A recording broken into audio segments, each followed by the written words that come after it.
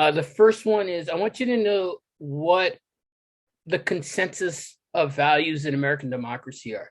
Um, Private property is definitely one. Limited government and individual liberty are the ones that we're looking for. All right. So those are going to kind of be the consensus of values that we have here in political science and in the world of politics. When we talk about pluralism, I think I have it in one of my slides. Remember, pluralism is going to be a lot like Wakanda is in Black Panther, where you have a bunch of people getting together and talking about things and trying to work through things by bargaining. It's probably the kind of political theory that we want to operate off of, but in all actuality, we mostly follow something called elite theory. In elite theory, the elites are the people that run in the country are going to see the masses as passive, apathetic, and ill-informed, and that's why they stay in power, because the masses generally don't care. And we do see a circulation of elites, where it's hard to get into the system. You have to promote values and change in values of the government, and we have to actually look for kind of new elites to come up and take place of other elites to kind of circle out of the system.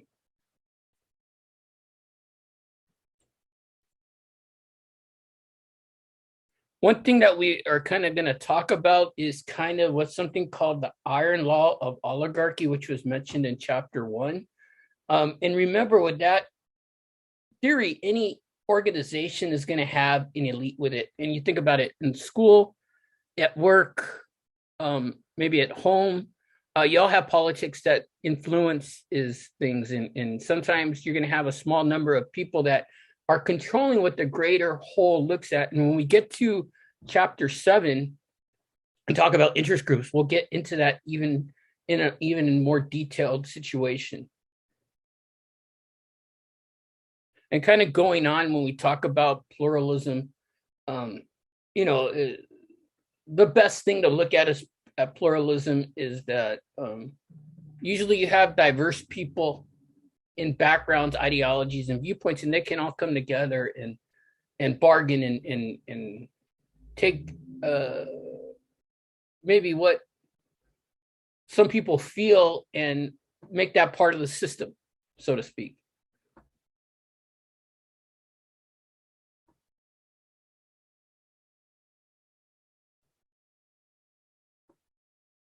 Okay, so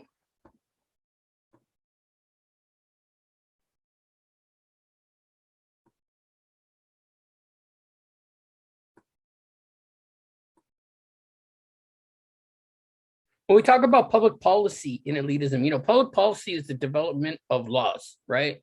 And a lot of the source of public policy decisions are going to be based off of what elite self-interest is. So if the elites want to get rid of all guns, then that's possible. That possibly could happen because it's an elite want, and they could definitely probably do that if everybody was on the same page. And the elites are usually drawn from the more educated part of society. We talked about some, usually people look at the Ivy League institutions and kind of see what comes out of that. And usually somebody from an Ivy League school might have a little bit more prestige attached to the degree, even though I don't personally believe that.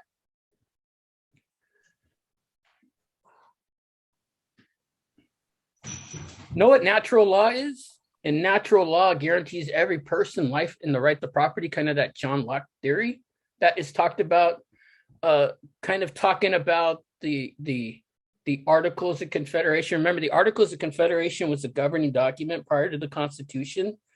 And at that time, a lot of the revenue generators like taxation and the regulation of commerce was done at the state level, and the federal government's their economy wasn't able to grow without that influx of revenue. So it's interesting to see that maybe that's why we decided to write a whole new constitution, because there was no revenue generators for the government. And the people that wrote the Constitution, obviously, they were all educated at prestigious facilities. They had experience in government, and they all had like kind of a nationalistic point of view.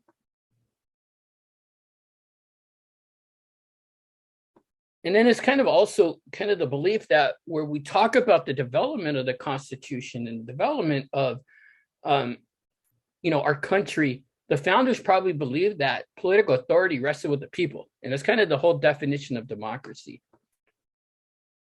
You look at slavery, was protected in the Constitution. Not a lot of people maybe know that.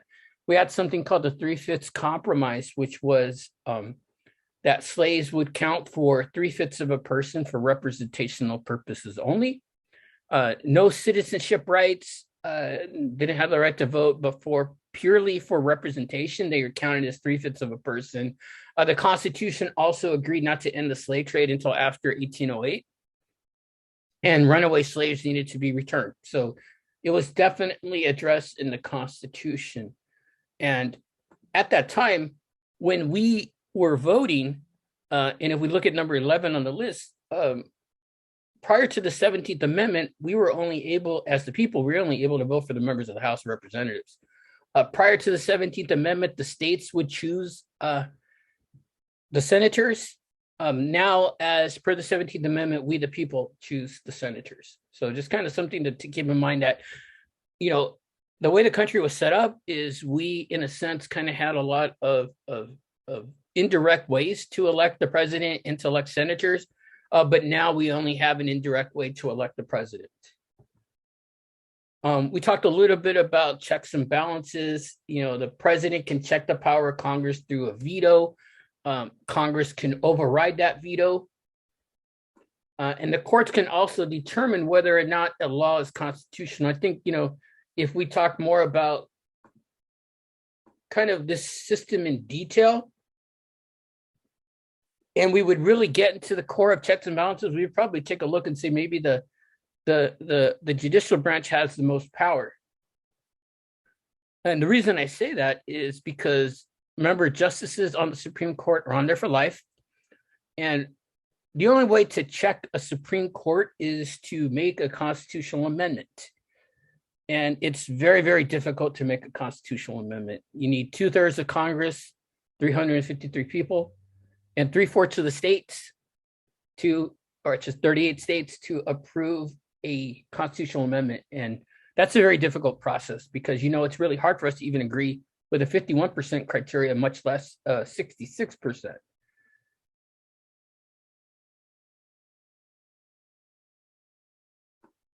Know that we also needed a strong military at the time, again, after the revolution, to protect against piracy. So that was one of the reasons we needed a strong Navy, to protect commerce, to, actually also, in a sense, protecting against people robbing and stuff like that.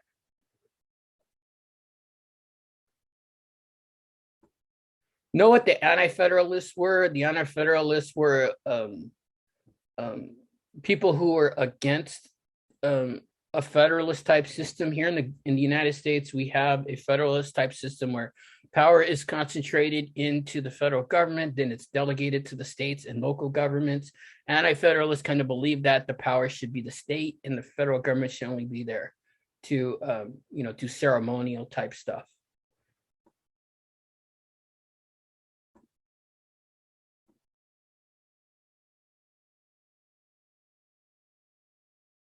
Remember in the prior kind of voting system we had, only white men with property could vote. Andrew Jackson kind of extended that.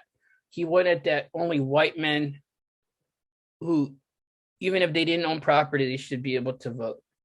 And then that kind of leads us to the Dred Scott ruling, where the Supreme Court ruled in Dred Scott that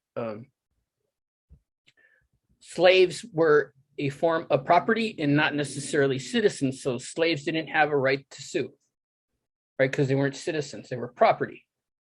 And one thing that, kind of ended slavery with regards to Lincoln is it was basically a conservative president who at the time was trying to keep order and trying to bring the country back together.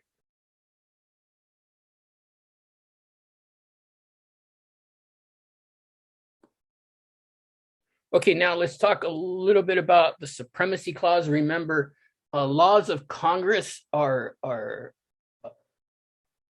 supersede state laws, and one good illustration of that is basically the Supremacy Clause says that federal law and the Constitution outweigh state laws. A good example of that is the marijuana law here in California.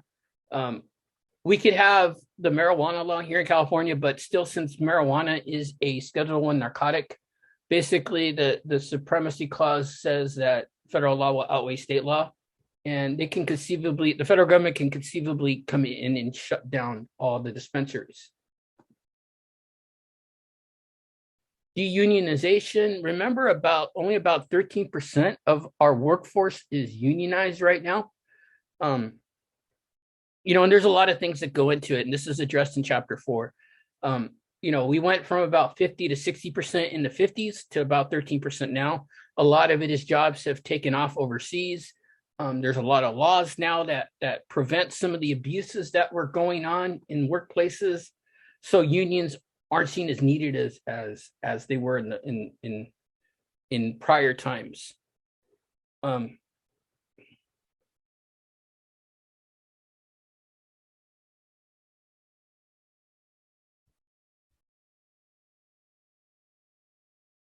Okay, with regards to the media, know that the media's primary policymaking role is opinion making. Remember, they try to influence the opinions of the public.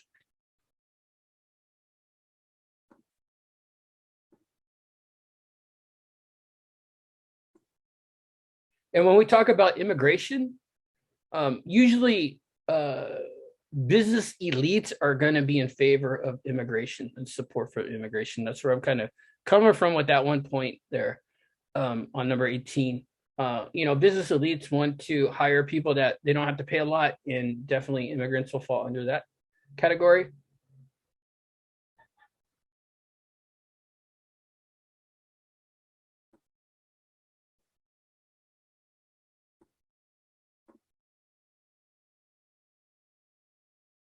When we talk about single issue interest groups, the masses are more intolerant of when single issue interest groups get involved, especially with the protection of civil liberties. So one thing about a single issue interest group, people are going to be a lot more kind of in tune with that.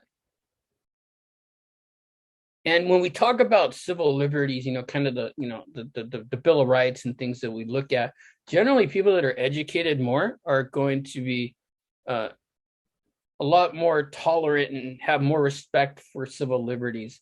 I guess it's because you're reading a bunch of material and getting involved in a lot of stuff and reading. I think that's one of the reasons why.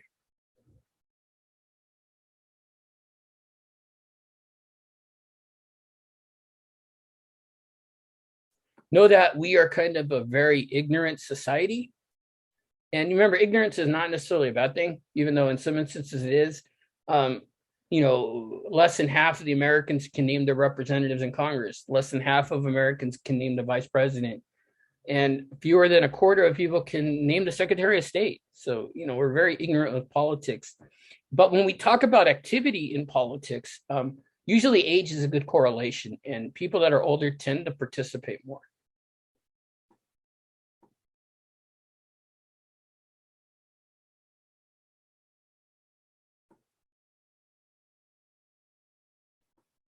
And a good example is when we talk about restrictions of civil liberties in times of crisis. A good example is the Patriot Act. We had the terrorist attacks on September 11th. It was said that we needed the Patriot Act to be passed to, kind of restrict our freedoms in the name of protecting democracy. The Patriot Act gave kind of the government the ability to surveil on us without a warrant. And it's a very kind of a very broad law where, there might be instances that they could tailor it to have anybody fit into their definition of what they call a terrorist. Okay, going on to chapter 6. Know the purpose of the responsible party system. Kind of looking at the demands of special interests, building a consensus among the party to get votes, and also to provide simple and understandable material for people to vote. And then usually when we have some type of party nomination, that's done through primary elections, and we focus on that, and we talk about Bernie Sanders and some of his dealings with the Democratic National Committee and how they kind of worked them out of the nomination in 2016 and also 2020. Know the demographics of the Democratic Party. Usually it's Roman Catholics, African Americans, and union members. But there's instances where kind of the attractiveness to either party will decline. That's something that's known as de-alignment. That's when people kind of detach themselves from a political party. And we have these primary elections, and some of the scary things that happen is only about half of what the people that participate in the presidential election participate in a primary election. So remember, the primary election is going to happen in the first half of the year that we're nominating the president. And then the second half will be the general election. Usually you can see anywhere from a 60 to 70% participation rate in elections with the president being up. But if it's a primary, usually it's about 30. So it's roughly half. And also make sure you understand realignment. Realignment is where a demographic group might detach themselves from a party and attach themselves to a new party. So the author says that Catholics are a group of people that are attached to the Democratic Party. I would maybe make the argument that they've realigned themselves with the Republican Party, but for the purposes of this class, and they can stay consistent with what the author is saying, we'll go with Roman Catholics being members of the Democratic Party.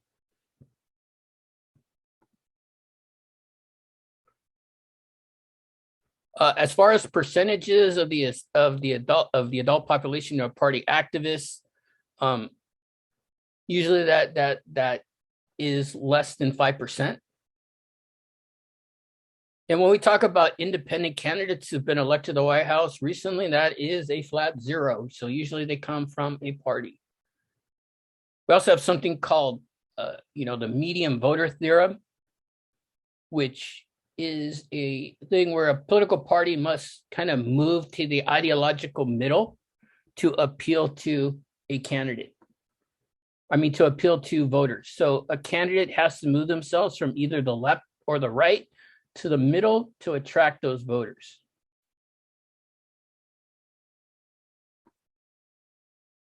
Know the term retrospective voters. That's an interesting thing that we looked at.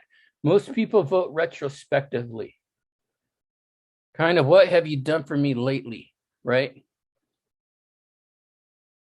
And we look, and I think the election of Obama in 2008 was a good example of retrospective voting, because we had a administration that had us in 2 wars, and then we had a bad economic crisis where it was a bad recession. And I think in 2008, people decided to not vote Republican and decided to vote Democrat. So I think that's a good example of retrospective voting. But it's kind of interesting because no voter really has information about really specific policy issues that candidates have. And they intentionally made it kind of ambiguous.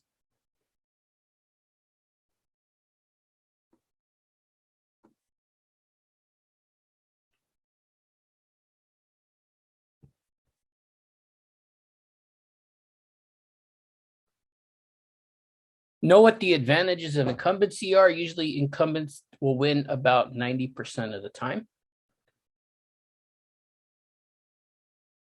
Don't worry about sound bites. So go ahead and don't worry about 43. 44, We generally will vote based off of a president's image, how well they speak, how well they handle themselves.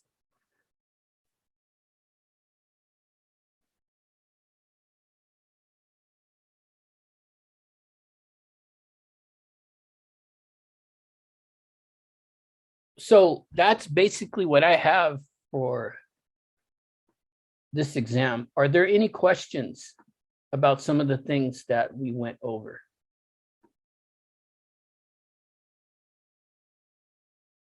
Questions, concerns, or comments? Okay, if there's not anything, that's what I have for you all. If you have any questions, by all means ask. If not, we can go ahead and end this.